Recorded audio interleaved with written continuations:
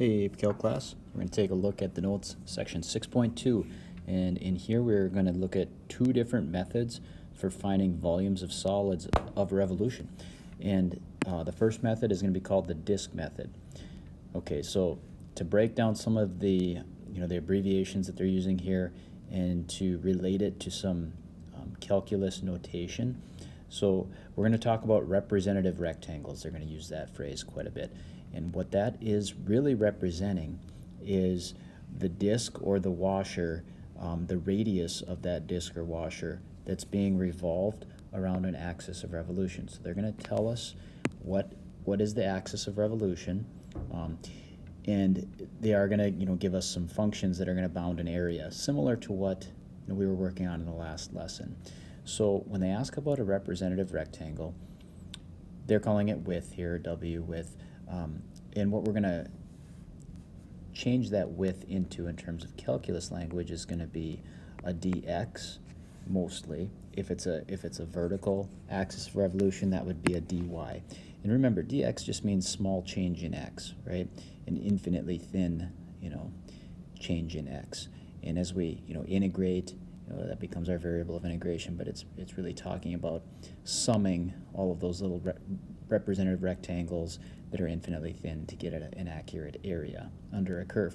Now, taking it a step further to make a three-dimensional volume, we're revolving that area around an axis, and so that's kind of sweeping out a volume. It's going to create these different three-dimensional figures, okay? And like I said, we're going to be looking at a method called the disk method and a method called the washer method. They're very similar. It's just that a washer would have a hole somewhere in part or in all of that three-dimensional figure that is created. Okay, so hopefully, maybe you can visualize this, that when we would take this rectangle and revolve it around an axis, we would create this cylinder shape, which we're calling a disk. And it's like a cylinder that's kind of tipped up, on its side. We can see the height is actually technically the W that they're showing here. That would be the height of your cylinder. The radius, again, would have been the actual height of this rectangle, which was right in here. Okay. All right. So a two-dimensional figure, which when rotated around an x-axis becomes a three-dimensional figure, and that's kind of what we're going to start looking at and trying to visualize this a bit, and then more specifically coming up with an equation that will calculate a volume of that three-dimensional figure. And it's really all based from the volume of a cylinder. As we said, these shapes are disks and washers, which are really cylinders. Pi r squared h is the simple geometric formula for volume of a cylinder, okay? And that's what we're going to be looking at. Now the pi, you'll notice we're going to have that in front of each integral because that's a constant. It pops out in front when we start doing our integrals. So that's why we see pi in front of each of these. It comes from this formula for volume of a cylinder, okay? Okay, so in the disk method, what we see, so your volume is going to be pi, and then times the r of x is like the radius. That's what we had up here. That's like the radius of our cylinder. Okay, r of x, which is really your function value, your height, the height under the function, right? That's your r of x, it's your function value. And then the dx represents that small change in x, which is really the width of that rectangle, which really becomes the height of your cylinder, if you think about it as a cylinder that's tipped up on its side. And so, as far as this formula translating into how we find the volume, pi, radius squared, and height. That's what we're seeing there. Now the integral is really summing all of these, because there is going to be, an infinite number of these disks from A to B. We would have all of these little disks, and we'll just draw one that represents what we're doing, but we know that when we integrate, it's a sum, right? We're summing all of those areas of all of those infinitely thin disks that are in there, and then all of those disks are being rotated to create the three-dimensional figure.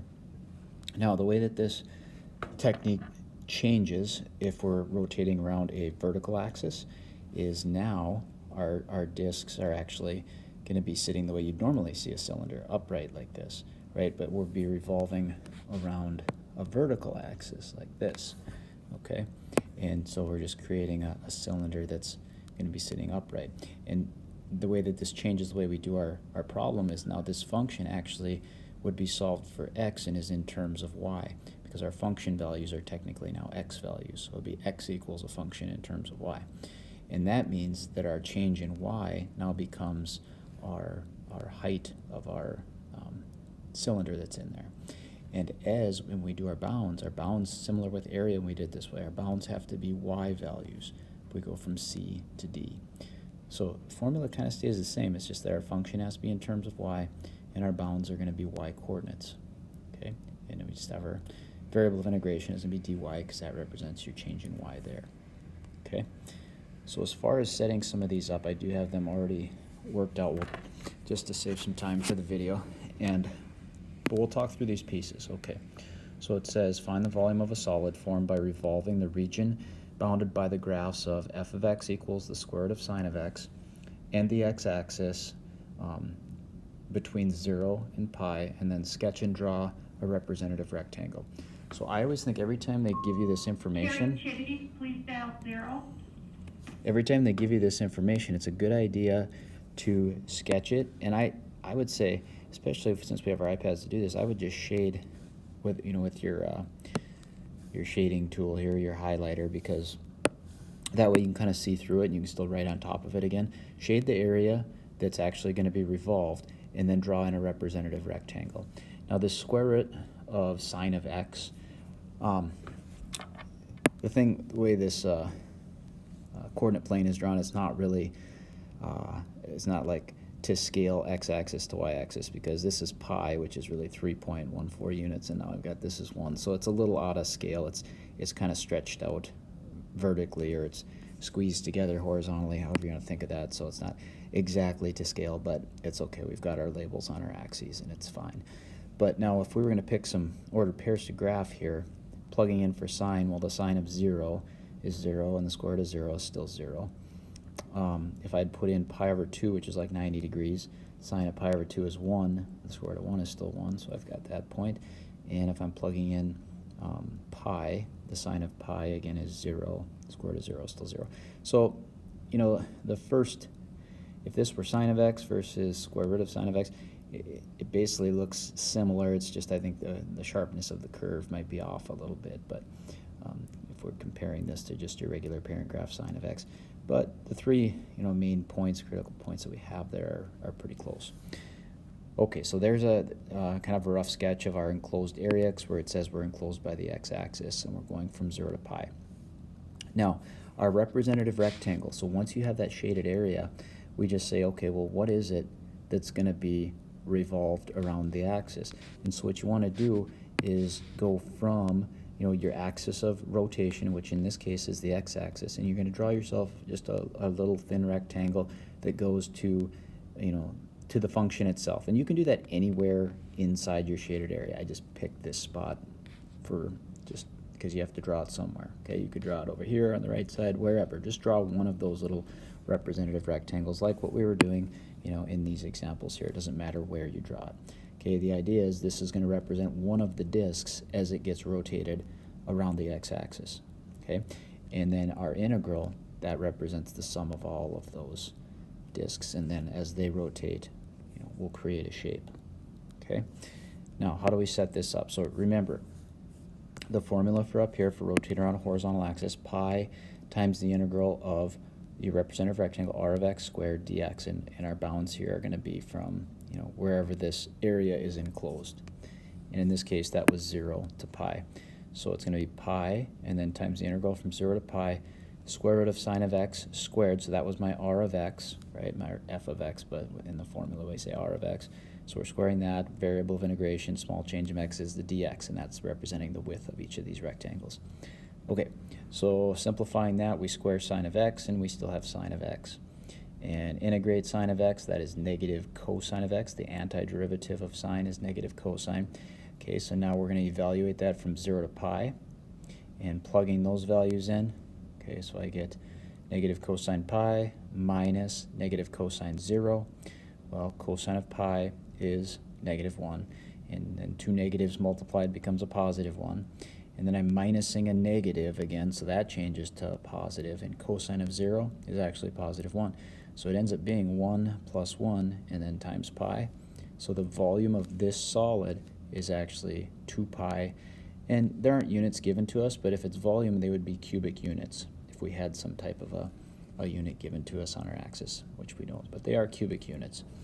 Now, just to kind of show you, if you have your, I did put an online textbook on our Schoology page, but they do have these graphs in there too. And so you can take a look at, this is what we saw, and this is probably more to scale with the way they have the axes marked out. But when you do the solid of revolution, you kind of get this egg-shaped looking thing if you revolve it around the x-axis like that. Okay? All right. Next up, okay, so the next example, we have something that involves a quadratic equation, 2 minus x squared. We're going to revolve around a different line this time. Also, we're contained by the horizontal line g of x equals 1.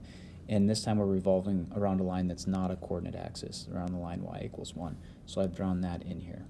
Okay. So we've got r of x equals 2x 2x squared minus 1. Now, I think it's good to write this out, because that's when we say r of x, it doesn't always mean exactly whatever the function is. It's our radius. So our function, one of our functions that's bounding our function, or bounding our area, I should say, is 2 minus x squared. But because the volume of the solid is formed by revolving a region bounded by these graphs, this parabola, 2 minus x squared, and that's just, a parabola that opens downward and has a y intercept of 2, would be this graph, and it would continue. But because we're bounded with this horizontal line y equals 1, I'm going to stop right where it intersects that horizontal line, and I'm just going to shade in that area. That's what I'm working with. And then this representative rectangle right here, this r of x that I've drawn in red right here, is going to be found by taking, again, when we did areas, remember you take the top function minus the bottom function. So the top function is this parabola. The bottom function is the line y equals 1. So that's parabola minus the line, which was 1. Now I can simplify that, and when I simplify it, I can combine the 2 minus 1, and that becomes 1 minus x squared instead of 2 minus x squared minus 1. So that is actually representing this rectangle. And again, you can draw it anywhere in here, but this is one of our representative rectangles for when we start rotating around this axis. Okay? So sometimes it's not just the function itself. Sometimes you have to, subtract the top function minus the bottom function. If the bottom function isn't an axis like 0, like the x-axis where we'd have 0, then this might change like it did in this case. All right. Now, the other important thing is we need to determine, what are the bounds of the integral going to be, and that's where we have, our area where it's intersecting the boundaries of this shaded region, and it looks like -1 is the smallest, +1 is the largest. Okay, so again, this is going to be a disk, and we'll talk about, when it's a washer. In this case, we're just, our area goes right to our line, our axis of rotation, and therefore that's why these are disks. There's no gaps in between. We'll get to that in the next example. So here we've got pi, our radius, which are r of x. We found that right here, 1 minus x squared, after we simplified here. So I've got pi times the integral from -1 to 1 of our r of x squared dx.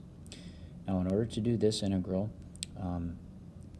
I chose to, you maybe could do a u substitution, but I think it's easier just to expand this out. And I expanded this, and so it was x to the 4th minus 2x squared plus 1. And now I'm going to do the antiderivative of these using just the power rule, which is x to the 5th over 5 minus 2/3 x to the 3rd, adding 1 and adding 1 to the 2, getting a 3, and then dividing by 3. And then the 1 becomes just x. And now we'll evaluate this from -1 to 1. And plugging in those values, we're just going to create some fractions here by plugging in the +1. And then we're going to create the opposite sign fractions here by plugging in the -1. And if I simplify these, combine all those fractions, I get 16/15 times the pi, and that would be my volume. Okay. And again, if we wanted to take a look what that's going to look like in this example, yeah, so this one's kind of similar to the last one, I think, just with the shape of the parabola. It was a little bit taller, and so you can kind of see it as a slightly different shape, but still, that three-dimensional volume that's formed by revolving our parabola around this line y equals 1, our axis of revolution there. Okay. All right, next up, the washer method. Okay, so sometimes in these examples, there's the axis that you're going to be revolving around your area that's bounded may not go just directly adjacent to that axis that you're revolving around. Sometimes there's some space in between, which is going to create a three-dimensional shape, but there may be like a hollowed out portion of that three-dimensional shape, okay? And that's the idea of the washer, okay? Because when we have a washer, what we really have is it's a disc, but then for part of that disc, there's a hole in the middle. So if I wanted to revolve, for example, this shape here, or this function right here, bounded by these two, it looks like a line and maybe like a square root function here, and I was revolving it around this x-axis, this capital R of x, so now they're going to still use R of x when we draw a rectangle from, if this is my shaded boundary here, when I go from the axis of revolution to the furthest part of that shaded boundary, that's what we call capital R of x. And the part that's basically not shaded, I would say it's the white space, or the part that's going to be hollow when it gets revolved around, we're going to call that one lowercase r of x. Okay, and that's how we're going to create this this shape that's each one of these, instead of just being a representative disk, it's going to be a representative washer, because it'll have a hole in the middle for part of it. Okay, and so that's all that's different, is we still have this basically the same setup. It's pi r squared, and then our height is the d of x. But what we're going to do is we're going to subtract out another disk, or another cylinder that represents the hole that's in the middle. Okay, so we're taking our full cylinder as if it was solid, but then we're subtracting out the cylinder that's not part of the shaded bounded area that we're revolving. We're subtracting that. Okay, so it involves, washer method involves a subtraction of another cylinder. Okay, and we'll talk about how that's going to get set up. And similarly, if you're revolving around a vertical axis, again, it's going to be a similar way of doing this. If we're revolving around the y-axis here, and we had some shape right here, again, we need to have our functions in terms of y, but we'll still take the the longest representative rectangle that goes from the axis of revolution to the furthest shaded part of the boundary. Okay, the furthest out one, and the part that's going to get all the way revolved around, and we're going to subtract out from the axis of revolution the part that's not shaded, and that would leave the hollow part, or the hole in the middle. Okay, and so that's how this is set up, similar to this, just everything in terms of y. The bounds on the integral are going to be in terms of y as well. Okay, so here's an example where we're going to use the washer method, because what we have are two functions. We've got the square root of x function, which is a function that's concave down like this, and then we have the x squared function, which is parabola, which is concave up, curving up like this. And basically they have, if you were just going to make a table, you'd have 0, 0 for both points, or for both functions, and you'd also have 1, 1, which is a point on both of these functions. But the difference is, if you do some other points in between, like 1/4, 1/2, 3/4, we're going to notice that we have, for the parabola, if I square, let's say 0.25, I'm going to get something that's smaller than 0.25. So it starts curving slowly, and then it starts to increase quickly as we get up to 1. Now the square root function, if I take the square root of 0.25, for example, I get 1/2, and so that's going to be up above. So there is space in between those functions. Okay, just the point here. So our shaded area, our bounded area, is in between those two functions I've shaded in pink here. Okay. Now, if we consider this shape being rotated around the x-axis, what we're going to notice is that, part of this whole area under the square root function, and between that and the x squared function, it's open there. We didn't shade that, and that's still going to get revolved around, but there's going to be no volume being created there. That's the part that we need to subtract out as the white spaces. Sometimes I call it the white space that's in there. Yeah, it's going to leave a hollow area in this three-dimensional solid that's formed as we revolve that, and that's what needs to be subtracted. So as we set this up, the top function, again, is the square root of x function. The bottom one's the x squared function.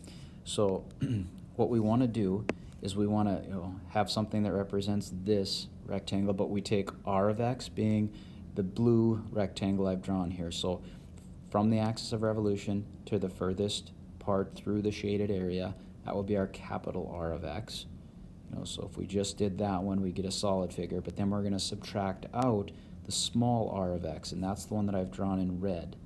Okay, so the one that's in red here, I'm going to label that as, this is our little r of x is in red here, and our blue one is, that one's our capital R of x. Okay, so when I set this up in our washer formula here, we're going to have the square root of x right there, that's my big R of x squared, minus the small r of x, which is the red one, the parabola right there, squared. And that's the way I'm going to set this thing up, to subtract out this space that's under the, under the parabola function right here. Okay. And as we simplify this, square root of x squared is just x, and x squared squared is x to the fourth. Integrate, I get x squared over 2 and x to the fifth over 5, and evaluate from 0 to 1, ends up being 1/2 minus 1/5, and then putting the 0, that's easy, that just gives me minus 0. 1/2 minus 1/5 is 3/10 times the pi. Okay, and so doing the calculations, this, maybe it's tedious, but I don't think it's nothing new for us. We've done these already. It's the setup here that's really important, being able to find the capital R of x function minus the lowercase r of x function, and subtracting those to create the volume, and subtracting out that hole which creates the washer. Again, I'd like to show the graph of this one from, I think this one's also in the textbook. Let's see if I can change the page here on this.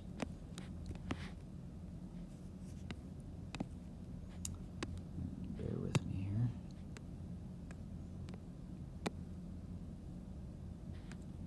Get back up there. Okay. Yeah, so that was this example here, and maybe you can visualize this a little better if we take a look at it. So you can see, okay, so here was our shape that we had in between, right? And this was our rectangle after we subtracted, our big R of x minus our small r of x. This is what's left to be revolved. And so what it's, you're going to kind of see it's hollowed out in the middle, because this, you can see this is our pink shape that gets revolved around, and then inside you can kind of see where they're showing that it's hollowed out, where you didn't have this space here. Okay, where that part wasn't a solid area that was going to get revolved. Okay, and I think we'll do just one more here. All right, so one more example, but this time we're going to integrate with respect to y. So this means that we have a vertical axis of revolution, which we're going to use the y-axis in this case. Okay, and so we have parabola x squared plus 1, y equals 0, x equals 0, so the x-axis and the y-axis, and then x equals 1. That's what we're going to have for bounding our area. So I have that over here. So here's our parabola first in blue, just a parabola where it's shifted up 1, opening up like this. X equals 1, and then we have the x-axis and the y-axis, so x-axis, y-axis. So there's the pink area that's going to be shaded from that. Okay. All right, and then from here, like we said, if we are rotating around a vertical axis, we need to set this up so that the functions are in terms of y. So they're solved for x, which is what I've got here, x equals the square root of y minus 1, so I just solved this function for x. Okay, and now what we're going to look at is we actually have to set up two integrals here, because we have to think now we're going from, instead of working left to right for our, just 0 to 1, we actually are working from the bottom to the top. And they intersect up here at 0, 2. It starts here, down here at the bottom at 0, 0, or the x-axis, and we work our way up to the top where it stops, the area kind of stops right here. Okay? And so for part of this, if you look at this part, this is solid, goes all the way to the axis of, my axis of rotation is the y-axis here. And this is just shaded in all the way to that axis of rotation from 0 to 1. But once I get above 1 up here, now you can see I've got some white space here that's going to create a hollowed out area in this, or a hollowed out part of this solid once I revolve it around the y-axis. So there's going to be kind of two parts. The first part is just going to be a disk, because this part would just be a disk, it'd be solid all the way through. But the top part from 1 to 2, that's going to be a washer, because I have to subtract out between the function and the y-axis for between 1 and 2, because there's that white space in there. Okay, so for the first part, we're just going to do a disk. Okay, and that's going to be just a disk with a radius of 1 the whole time, because really this is x equals 1, this is the y-axis, x equals 0, and so that's just 1 constant for the radius, so that's just 1 squared. And we're going to say dy because we are revolving around a y-axis, a vertical axis. So pi times the integral of 1 squared dy, and we're going to use that for the first part. That'll give us our volume of that first solid. It'll just be a solid cylinder on the bottom. Now the second part, again, like going from 1 to 2, now we have to subtract some parts, right? So on this one, r of x, I'm going to call it, again, so that red one is our big R of x. It goes all the way from the axis of rotation to the furthest shaded part. So that's my capital R. Actually, I should call it R of y. These are in terms of y. R of y is that red one. And then the small R of y is going to be the blue one. That's the part that is the white space that's going to get subtracted out. Okay, and that's going to go from my parabola back to the y-axis. Okay, so as I set this up, because capital, a big R of y goes from x equals 1 back to x equals 0, that's just a solid 1 again. Okay, radius of 1. From that, we have to subtract out this horizontal space here, which is going to be this function square root of y minus 1, because that's what this function is when I solve it for x and put it in terms of y. So I have that function squared. So big R squared minus little r squared, that's my setup. Okay, so I have two parts to this. This is just, the solid part on the bottom, which ends up just being a solid cylinder. That was easy to calculate. That was just pi. This one, just simplify a little bit. If I square this square root of y minus 1, I get just y minus 1 and combine it here. And that's going to end up being minusing a negative 1, so that changes to a plus 1, and that's how I get the 2 there. So I get 2 when I combine that, 2 minus y. Now let's integrate that. I get 2y minus y squared over 2, evaluate from 1 to 2, and so that's just plugging in 2 first, here and here. I get 4 minus 2, and then plug in 1, and I get 2 minus 1/2. Simplify that, I get 1/2 altogether times pi, so pi over 2. So pi for the first part, so this part here gave me a volume of pi when I rotated it. This part up here gave me a volume of pi over 2 when I rotated that. Adding them, 3 pi over 2 is my volume. Okay, and a quick look at what that one, I think I still have it on this page. Let me see here. Maybe it's on the next page. I'll see if I can show that to you real quick. Possibly. Great, okay, so right here we have that picture. So again, we have a solid cylinder from 0 to 1, that's solid all the way through. But then on this part here, this top part, you can see this is representing the part that's hollowed out on the inside. Maybe you can kind of visualize this. If this were rotating around the y-axis, you have kind of a hollowed out part in here.